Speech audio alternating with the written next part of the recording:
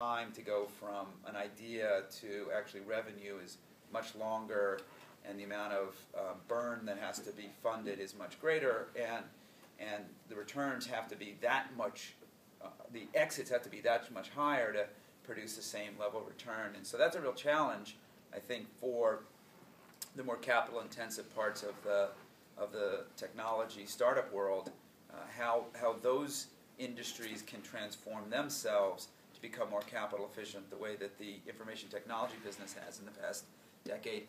And I don't even know if it's possible, because of things like the clinical trial period. So that's a dark cloud, if you will, that I think people should focus on a little bit. And I think if people could innovate in and around those areas, the payoffs could be pretty large if people could figure out how to make those kinds of efforts a little bit more capital efficient.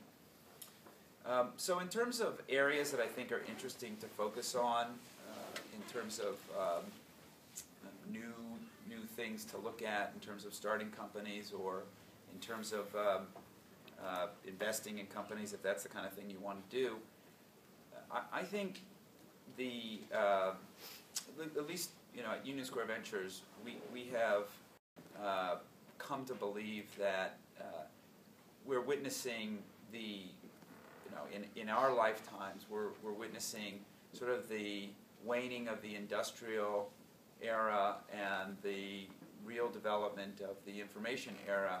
And one of the things that's happening is that the way the architectures of the way markets and businesses work are changing because of information technology and the way that information can flow from business to business and even inside companies. And what we like to talk about is the fading of the hierarchical model of organization of companies and markets, and the growth of the network model, and the efficiencies that can be gained by a network architecture as opposed to a hierarchical architecture.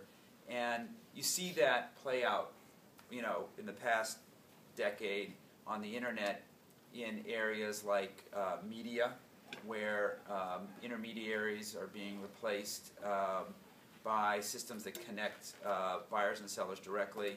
Classified advertising is a really good example of that. What Craigslist did to the classified advertising business in the newspaper industry is a good example of how a network model connecting buyers and sellers directly replaced a hierarchical model, where you picked up the phone, you called somebody in a call center, they placed an ad, the ad got printed, put in a newspaper, put on a truck, and delivered at someone's door.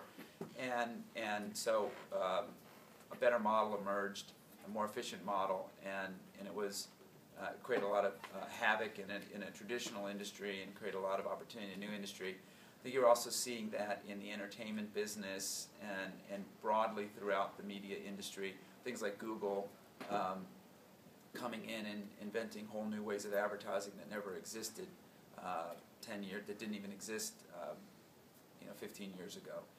And we think that those things will happen again and again and again, and we're looking at verticals that still to this day haven't really been impacted as heavily as the media business. In verticals that we're focused on are areas like financial services, education, and we're starting to noodle around healthcare a fair bit. We haven't made any investments there, and there's probably energy. Would probably be another one that all we think are ripe for some of the similar kinds of innovations that have happened in the media industry over the past decade.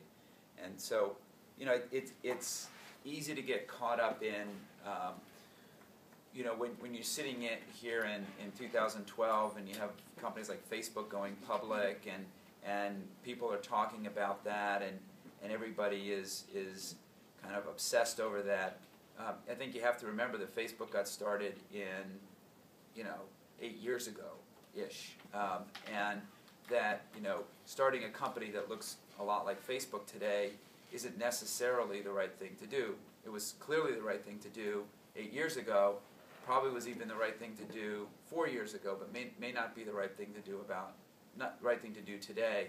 And so we force ourselves to, in our firm, to think not necessarily about what's hot today, but what the world is going to look like a decade from now, and what has to change to get there, and then that leads us to new kinds of investments. And so I would encourage all of you to try to think that way too, in terms of the kinds of things that you want to get involved in your next career moves as they come before you in the next year or two. So I think that's sort of my thoughts in terms of the state of where things are, and since we have about a half an hour left, I'll open up for questions. Got the whole front row here. I'll start with you, Adler. Correct. So you had a blog post last year about healthcare, where you talked a little bit about education and how you did some research about that industry and developing a thesis before you started investing. Right. You mentioned that you're doing the same thing for healthcare, and you just mentioned it again.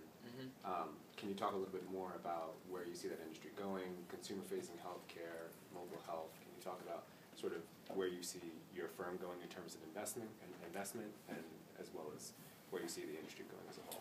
So I think it's a little early to talk about what we're going to invest in, because we're still trying to figure out how we would want to invest in the healthcare industry. But one thing that has been consistent in terms of the way we've tried to invest is, instead of investing in software and services that makes the existing establishments and institutions in an industry, instead of investing in services that they would deploy to make their businesses better, we have tended to want to compete with those businesses. So when we went into the education industry, we looked at areas like homeschooling and continuing education, which were more entrepreneurial and less controlled by large institutions like the K through 12 public school system or the university system.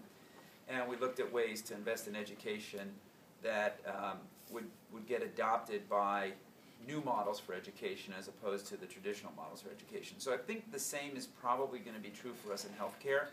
I think wellness is potentially an area that could be interesting, because there isn't an existing, well, there are lots of businesses that service kind of wellness as a category, but the idea of keeping yourself well as opposed to what happens when you get sick is potentially an area that keeps you out of the existing medical system today. I mean, the problem with the medical system today is that you get caught up in an industry that has lots of gatekeepers in the way of the whole insurance and payer system, in terms of the way that hospitals are organized, and all of these very large kind of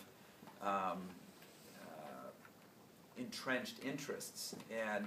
And so what we would look for areas to invest that would be outside of that. And there are some other areas that are interesting. I mean, insurance in and of itself could potentially be interesting, right? And a number of people have already tried insurance, so I'm not suggesting that we're going to go back an insurance company, but it certainly feels to me as a consumer of healthcare insurance that I'm buying a product that I don't understand very well, that's very expensive, that isn't very adaptive to people's needs, and that maybe there's an opportunity to do something innovative there. But that's pretty speculative. Any other questions? In the back? So there's a small group of us here that have been researching the mobile payment space, and they actually, like 3 or 4 months ago, kind of a hot list that we put on Google Alerts, and Dwala was on our list. Right. And recently, 2 weeks ago, we saw that you guys made an investment in them. The reason why we put them on the hot list was their idea around how to sidestep interchange fees. So I'm wondering, outside of just Dwala, what your kind of investment thesis is in mobile payments, and then, where does Dwala play in the space and solving a big thing. So my partner Albert wrote a blog post about Dwala that I thought, did a pretty good job of touching on what our thesis is there. Our view is that money is just information. Certainly in the electronic world, money is just information. And for me to want to take $20 out of my bank account and send it to you so that you could put it in your bank account, that's just some bits on a wire being transferred. And it makes no sense why that costs 3.5% of the transaction, right? So the thing that we liked about Dwala is that the founders, that's exactly the problem they're trying to solve. They're trying to make money transfer free. And then you would ask the question, well, if they're going to try to make money transfer free, how are they going to make money? And the really big idea there, which we got sucked into, we'll see if it actually can be realized in the form of a business, is that if you made money transfer free, and you had a system that really worked well, that merchants would adopt it and consumers would adopt it, and you'd have a lot of people using your system to transfer money instead of some of the traditional systems like credit cards and other things. And then if you could get millions of people and millions of businesses on a system where the money transfer is free, there's a bunch of value-added services that you could provide on top of that you could turn into a business opportunity. And Dwala's already doing that. So they have a instant loan product that they call Instant, Dwala Instant. So if you have Dwala on your phone and you want to instantly borrow $100, you can instantly borrow $100 from any number of third-party banks who are on the platform, and then you have $100 in your account that you can go spend. And they charge a fee for that. It's a value-added service. You don't have to borrow money to use Dwala, and lots of people might use Dwala for free and never borrow any money, but for those who do, they're making money. And their idea is that there's any number of value-added services they could provide on top of a free payment network. So that's the big idea that we really liked. It was something that was just changing the game, just a radically different business model for payments that reflected an essential truism about payments, which is that why should there be any costs to moving bits on a wire? I'm kind of interested, or I'm really interested in the kind of the future of work and like the rise of freelancers and the destruction of the labor contract and where that creates entrepreneurial opportunities. And you see some companies like Work Market trying to kind of approach that space. Right. So I'm curious your perspective on like the future of work and how it will change, going forward, and where opportunities may lie in that. So if you go back to that point that I was making a little earlier about sort of the hierarchical model that existed in the industrial age and the network model that's starting to emerge in the information age, there's a great paper that was written many years ago by, I think he was an economist, although I could be wrong about whose last name was Coase, C-O-A-S-E, and I forget his first name. And the paper was about why firms exist, the economic conditions that would lead to the notion of a firm.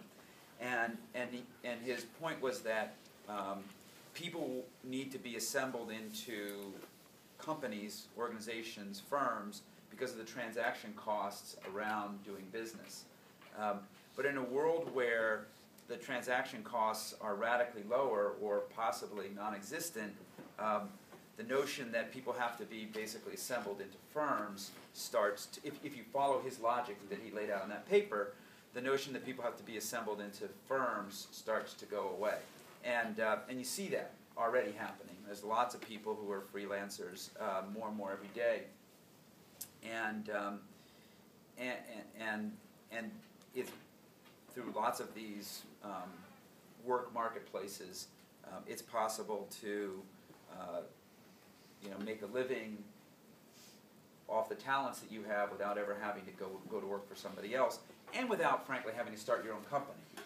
And so Work Market, which is one of our portfolio companies, operates a work market in IT services. So they will, over time, move into other verticals, but the only vertical they're in today is helping companies that need somebody